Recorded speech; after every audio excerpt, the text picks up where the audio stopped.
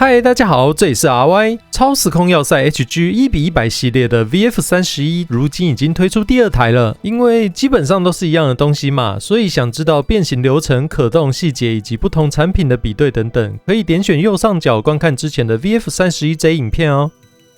VF31C 是米拉杰的定制机型，外观特征是洋红色的涂装以及头部的双管对空雷射机炮。我这次购买的依旧是亚克力牌水贴同捆的 DX 套组，定价是8250日币。如果是仅有模型的一般版是5500日币，额外的水贴是770日币。打开盒子，先看到的是同捆的亚克力牌以及水贴。水贴的部分依旧是跟上次弗雷亚一样的排版，一样有图案过于单调、重复性太高的问题。觉得如果要使用在这款模型上会比较困难，切割贴纸是避免不了。以我额外贴上的吉纳斯家族文章举例，机背很细碎，需要不少切割贴纸的工序。内容物大大小小共15块板件，与之前的 VF31J 几乎相同。差异呢，仅在于改变流道闸口，使用 31C 的零件模具，以及开了一个 i2 板件来呈现头部的主要零件。当然也有附上马基娜的女武神舞台服装人偶。看了一下贴纸呢，还是没有收录前次缺色的部位，看来接下来的31机型都是如此了。这点真的有点困扰，尤其是主色彩自己涂装很容易产生色差。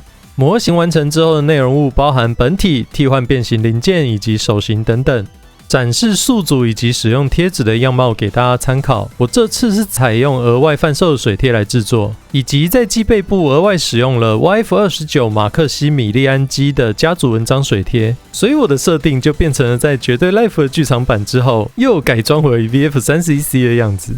这次的 31C 我尽量减少了制作的工序，几乎没有使用上色以及补色。跟上次在机体尽量补色的 31J 进行对比，参考看看没有补色的效果如何。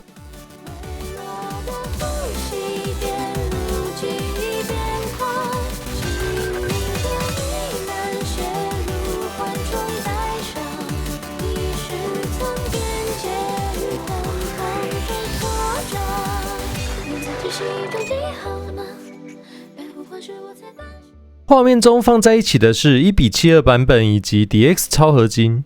1:72的版本脚踝有很致命的问题，所以我不推荐购买，可以点选右上角资讯卡的影片观看。DX 超合金以还原的角度就无话可说嘛，因为毕竟都不是同一个量级的东西。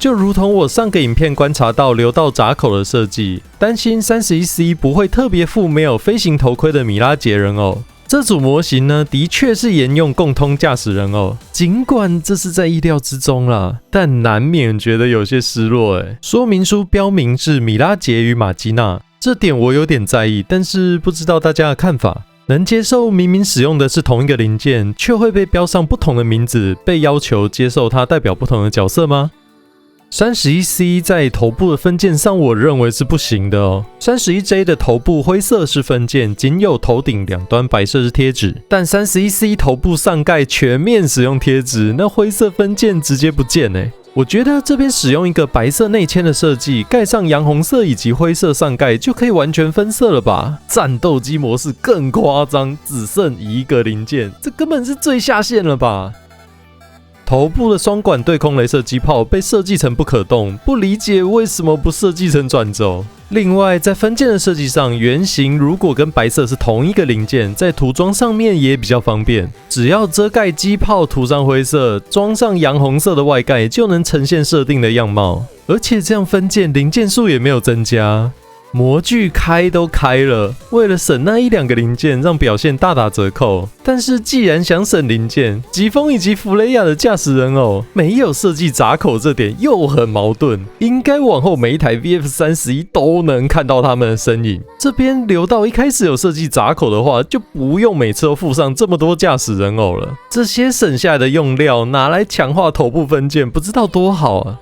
经过一些时间，发现31系的铝箔贴纸印刷很容易刮漆，所以我这次采用水贴来制作。但水贴也不是所有贴纸都有给，像是座舱罩框架以及膝盖两侧的贴纸，水贴是没有收录的，所以到头来还是要用到原本的铝箔贴纸。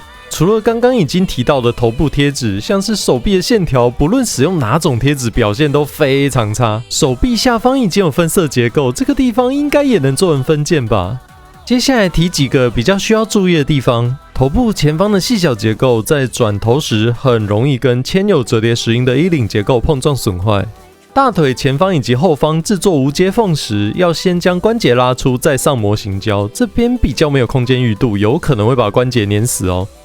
步枪上延长的枪托很细，又是固定在夹仓上的结构，在拆装时一定要小心一些。还有一点就是我发现大腿平转的关节有些容易脱出，这让我想起在 MGSD 自由上面那个过多使用的钩扣设计，这边应该也要来一点。这个平转关节松动就会导致在 G 形态下面它的外八字没有办法保持。